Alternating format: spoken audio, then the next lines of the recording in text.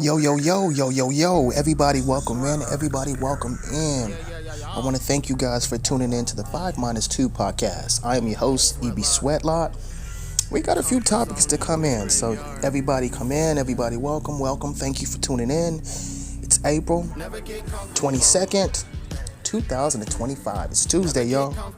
It is Tuesday. So we got a lot to cover. We got Shannon Sharpe being accused of the R word. We got William Zepeda and Shakur Stevenson on the undercard of Edgar Berlanga and Shiraz, July 12th. And I also want to give a special shout out to Jerome Boots Ennis for winning his fight with Amonte Stanionis in a unification. So shout out to Boots. So happy for him. So guys, let's get into it.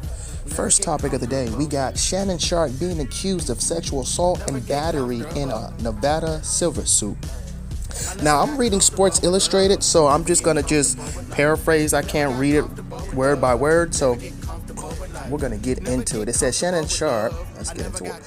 Hall of Fame tight end and media personality Shannon Sharpe is being sued over allegations of sexual assault. Allegedly. I'm going to be using that word throughout this whole video.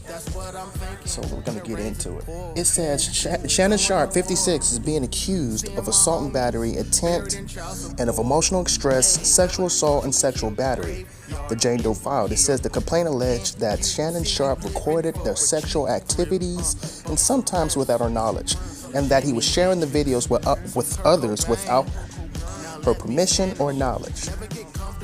It also says, that he's being sued for $50 million in damages. Now, in my personal opinion, I don't have a dog in this race, and I'm praying that this is not true, but I kind of find this very interesting knowing that Shannon Sharpe is on the cusp of ringing up with ESPN for $100 million. And all of a sudden, you have a lawsuit coming out of left field for $50 million. My personal opinion, I think something's fishy. The timing to me is just weird. Just when he's about to re-up on his ESPN deal for $100 million, he's being sued by a Jane Doe for $50 million. And man, it is crazy. It's nasty work, man. I'm praying that these allegations are not true. Shannon Sharpe has been, he's been doing his thing. He's a Hall of Fame tight end who played for the Denver Broncos, Baltimore Ravens. And he's good at what he does. He has a nightcap. He's on ESPN with Molly and Stephen A. And it's just nasty work. And as more information comes out, I'ma still give you guys the update. Right now, everything is allegedly. So I'm not throwing Shannon Sharpe's name under the bus. Like for me, I need to do more research. I need to see what more information comes out. So it's just nasty work. And it sucks being a successful man. You especially in today's economy, there's a target on your back. So man, we men have to move carefully, have to move with intent, and we have to be conscious, because a woman can give consent and she can take consent away. So man, Shannon Sharpe, man, I'm praying for you. I'm praying that none of this is true. Like I said, all this is allegedly. He's being sued for $50 million for you doing the R word on a Jane Doe. So as more information comes out, I'm going to let you guys know. So, I'm not going to spend too much on this topic because, I'm looking from the outside looking in, and I'm still doing my research. But I was reading, all this information that I'm reading comes from Sports Illustrated. So, I just wanted to give a brief synopsis, a little quick overview of what's going on. Then we're going to switch topics. We are going to switch over to the Shakur Stevenson and William Zepeda fight. And man, I'm glad the fight's been done. July 12th, New York City. The card is stacked. I mean, it's a real good card. My only issue with the card is, why is Shakur Stevenson on the undercard, the co-main to Edgar Berlanga and Shiraz? Like, I don't understand how a multi-divisional champ like Shakur and Zepeda, one of the best in the 135 division, with Tank, and then you also got, my boy, I think Abdullah Mason is 135, but he may be going up to 140. But you got one of the top two dudes in 135 on the undercard? That's nasty work, man. See, this is why I think Turkey needs to get out of boxing because number one, he doesn't know what he's doing. And I ain't got nothing against Eddie Hearn, but I don't think he knows how to promote American fighters, especially American black fighters.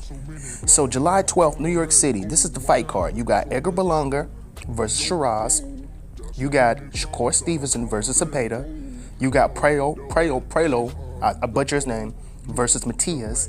And then you got my boy David Morrell versus Katiev. Man, I'm glad David Morrell's back in the mix. Man, it's good to see him, man. That was a good fight he put up with David Benavidez. And hopefully, in the future, sometime we get the rematch. But, off Shakur Stevenson, he did shock the boxing world. He did dump Matchroom Boxing, and he signed with Lou DiBella. So Shakur is no longer with Eddie Hearn, which I think is a good move because I don't think Eddie Hearn had any fighters for Shakur to fight anyway.